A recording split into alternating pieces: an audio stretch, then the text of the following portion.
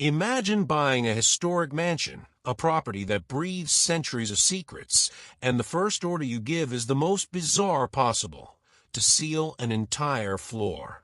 Not for renovation, not for infestation, but by a cold and definitive command, it had to stay closed. This is the story of Blackwood House, a Victorian property in New England, where the mystery is not in what was found, but in what was actively hidden. The new owner, a tech magnate known for his obsession with efficiency and minimalism, made the acquisition in 2018.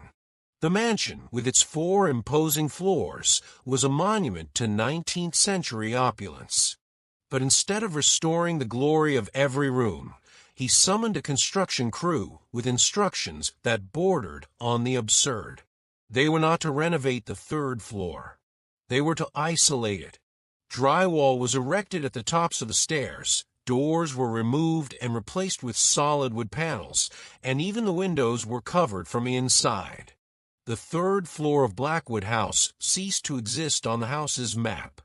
What could be in a space of over 500 square meters that would justify a considerable expense to make it inaccessible? What did the new owner know that forced him to make such a radical decision, one that defies all logic of real estate investment? Blackwood House was not just a mansion, it was an architectural enigma.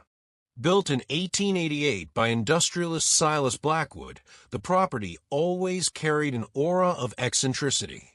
The 3rd floor, in particular, was legendary. It was not composed of ordinary guest rooms, but a series of interconnected spaces, including an observatory, a circular library, and a ballroom with peculiar acoustics. The original floor plan of the house, available in municipal archives, showed that the main access was via a discreet service staircase, in addition to the main staircase. The floor was known to be Silas's retreat, where he conducted his night studies and received select guests.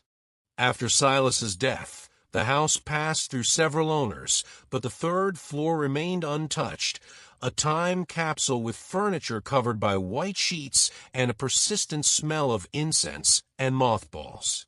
The new owner, Mr. Alastair Finch, was the antithesis of Silas. A Silicon Valley billionaire, Finch bought the house in a closed auction without ever having visited it personally. His only communication with the property management team was through encrypted emails. The sealing order was given even before he set foot on the property. The construction crew, made up of local workers, was perplexed. They were paid to renovate, not to bury. One of the carpenters, who had access to the floor before the ceiling, reported that there was nothing of obvious value, just old furniture, dust, and an unusual coldness, even in summer. However, he noticed something that was not on the original floor plan: a discreet, handleless steel door embedded in the wall of the circular library. The mystery was not what was on the floor, but why the most modern man in the world was willing to pay to have a piece of history erased, violating all rules of preservation and, more importantly, decreasing the property's resale value. The great turning point was not the discovery, but the imposition of silence. The construction crew, under a draconian confidentiality agreement, completed the work in 2 weeks. The 3rd floor was now completely isolated, with no visible access from the 2nd floor. However, the maintenance records of Blackwood House, which leaked to a local architectural blog, revealed anomalies that make the justification of simply not wanting to use the space totally untenable. First, the structural anomaly. The carpenter who saw the steel door in the circular library reported that it was not a safe door, but an industrial-level acoustic isolation door, the kind used in recording studios or bunkers. Furthermore, the house's routine inspection records, carried out before Finch's purchase, showed that the 3rd floor had an electricity consumption incompatible with an unoccupied floor. The consumption was low, but constant, as if a monitoring equipment or ventilation system was running 24 hours a day. Second, the behavioral anomaly.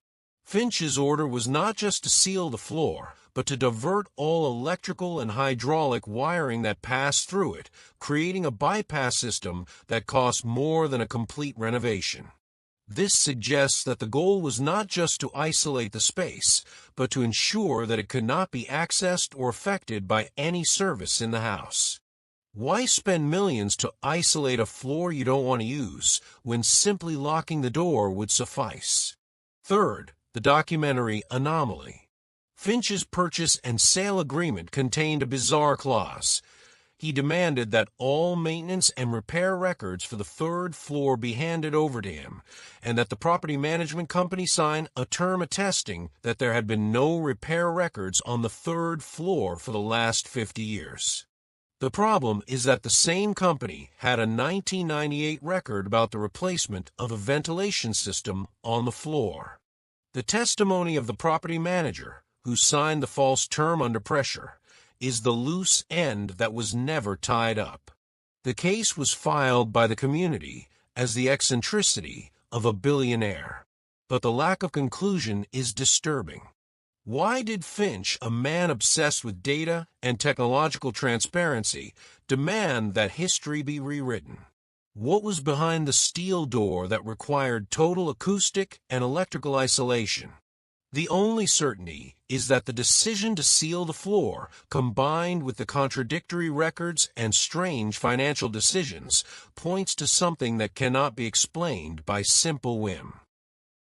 The third floor of Blackwood House remains sealed, a scar of drywall and solid wood in the heart of a historic mansion. Mr. Finch lives on the lower floors in minimalist luxury, while the upper floor has become an architectural vacuum. The mystery is not what is inside, but what the new owner is trying to prevent from coming out. The sealing order, the steel door, the diversion of the wiring, and the demand to rewrite the maintenance records are evidence that refuses to fit into the narrative of eccentricity. What did industrialist Silas Blackwood do in his secret retreat? What did the acoustic isolation door guard? What was the constant energy consumption powering? What did Mr. Finch read in the records that forced him to spend a fortune to pretend the floor didn't exist? The story dissolves into speculation, and that's where the discomfort lies.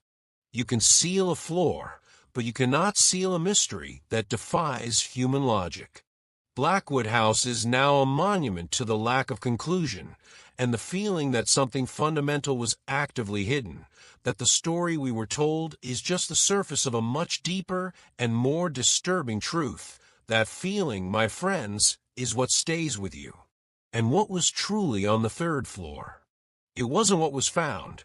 It was what had to stay closed. If this case messed with your head, follow the channel for more stories like this. We share real events that were documented, but never fully explained. And if there's a case you think should be told here, leave it in the comments. Until the next video, bye-bye.